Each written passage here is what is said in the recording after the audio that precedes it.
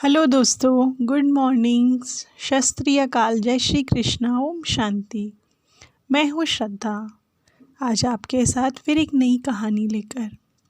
आज की जो हमारी कहानी है उसका नाम है माया की गठरी।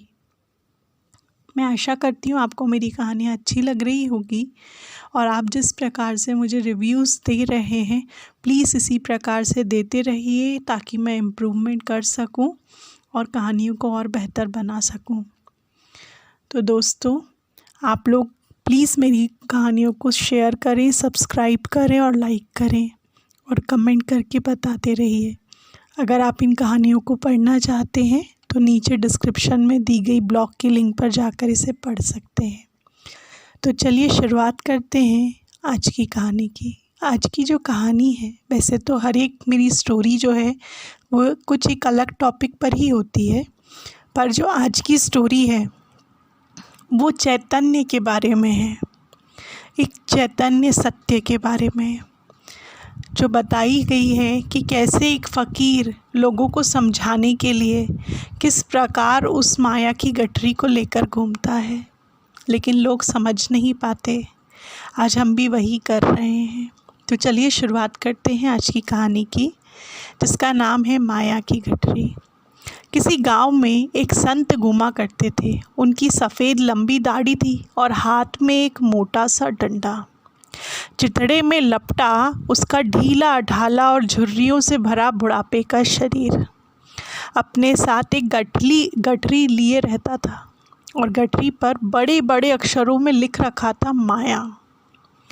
वह बार बार उस गठरी को खोलते भी थे। उनमें उन्होंने बड़े जतन से रंगीन रही कागज लपेट कर रख रखे थे। कहीं मिले जाते रास्ते पर तो कागजों को इकट्ठा कर लेते थे, अपनी माया की गठरी में रख लेते थे। जिस गली से निकलते उस गली में रंगीन कागज दिखते तो बड़े सावधानी से उसको उठा लेते। सिकोड़ने पर उसके हाथ फेरते, उनकी गड्डी बनाकर, जैसे कोई नोटों की गड्डी बनाता है, अपनी माया की गठरी में उन रंगीन कागज़ों को रख लेते। उनकी गठरी रोज़ बड़ी होती जाती थी। लोग उन्हें समझाते थे कि पागल, यह कचरा क्यों ढोता है। वह हंसते और कहते कि खुद पागल हैं और दूसरों को पागल बता रहा है। जो संत घूम रहे थे वो हंस कर कहते हैं कि खुद लोग जो हैं वो पागल हैं और उसको पागल बता रहे हैं। कभी कभी किसी दरवाजे पर संत जो थे वो जाकर बैठ जाते और कागज़ों को दिखाकर कहते, ये मेरे प्राण हैं, ये खो जाएंगे तो मैं एक क्षण भी ना जी सकूँगा। ये खो जाए तो मेरा दिवाला निकल जाएगा। ये चोरी चले जाए तो मैं आत्महत्या कर लूँगा। कभी कहते, यह मेरे रुपए हैं, यह मेरा धन है, इनसे मैं अपने गांव के गिरते हुए किले का पुनः निर्माण करूंगा। कभी अपनी सफ़ेद दाढ़ी पर हाथ फेरकर स्वाभिमान से कहते, उस किले पर हमारा झंडा फहराएगा और मैं राजा बनूंगा। और कभी कहते कि इनको नोट ही मत समझो, इनकी ही मैं नावें बनाऊंगा, इन्हीं नावों में बैठकर उस पार जाऊंगा।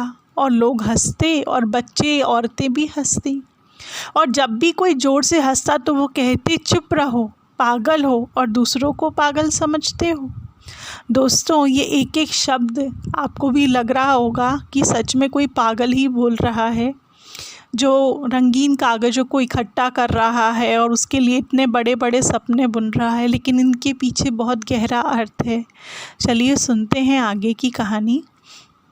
तभी गांव में एक ज्ञानी का आगमन होता है और उसी ज्ञानी ने गांव के लोगों से कहा, आप जिन्हें पागल समझ रहे हो, जिन पर हंस रहे हो, उनकी हंसी मत उड़ाओ, उनकी पूजा करो, ना समझो, क्योंकि यह जो गठरी ढो रहे हैं ना, वह तुम्हारे लिए ही ढो रहे हैं। ऐसे ही कागज़ की गठरी तुम ढो रहे हो। यह तुम्हारी मूर्खता को प्रकट करने के लिए इतना श्रम उठा रहे हैं। इनकी गठरी पर इन्होंने माया लिख रखा है। कागज कूड़ा कचरा भरा है। तुम क्या लिए घूम रहे हो?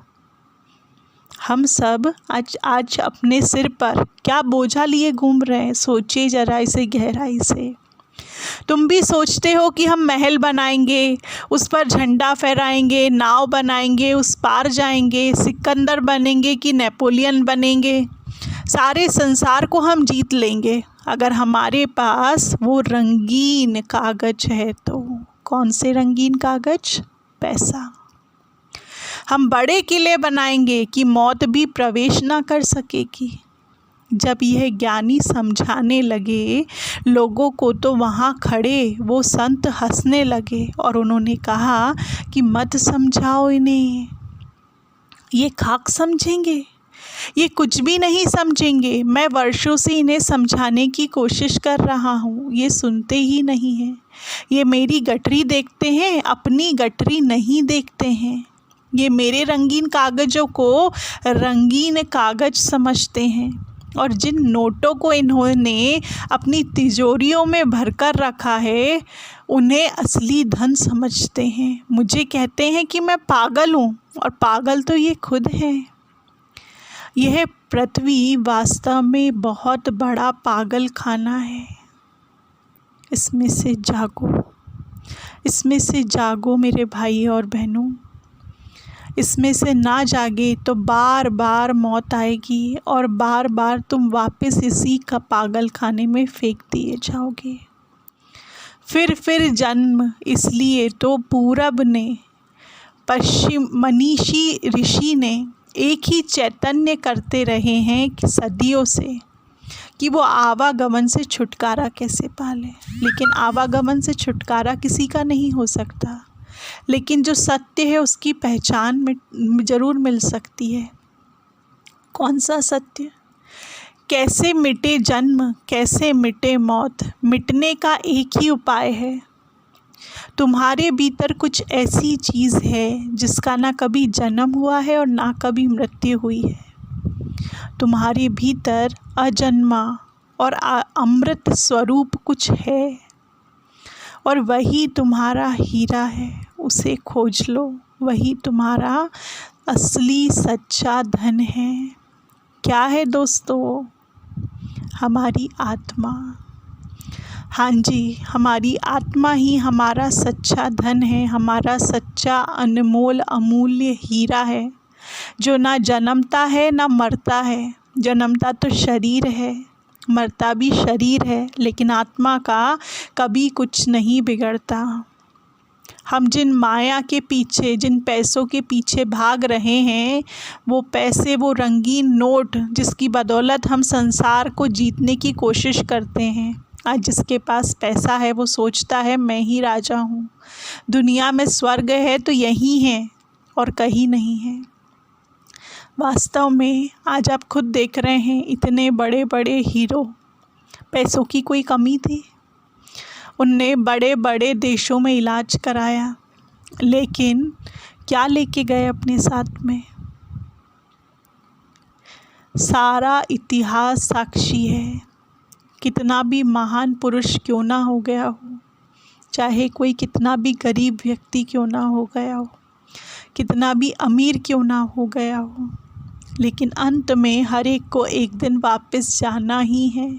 किसी को भी वो अमृतवटी, वो संजीवनी वटी नहीं मिली है कि आप जीवन भर यहाँ रह सको।